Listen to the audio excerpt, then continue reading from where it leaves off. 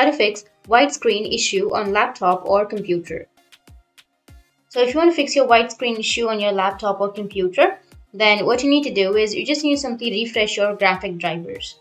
So it might be the problem might be caused by the graphic drivers. So you need to refresh your graphic drivers. To refresh that, there's a simple shortcut. What you can do is just simply press Ctrl, Shift, Windows, and then B. So just simply press Ctrl, Shift, Windows, and B together, and your graphics drivers will be refreshed. But if that doesn't fix your problem, then the next thing you need to do is just simply press Windows, Shift, and Escape key.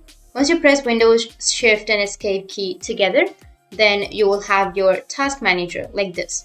So once you have your task manager, now here you need to find a service, which is you just need to simply scroll down and find Windows Explorer.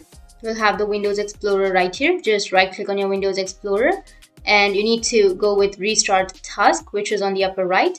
And once you've restarted, then your problem will be fixed. So that's it. And if you have any questions, feel free to comment below. Thanks for watching.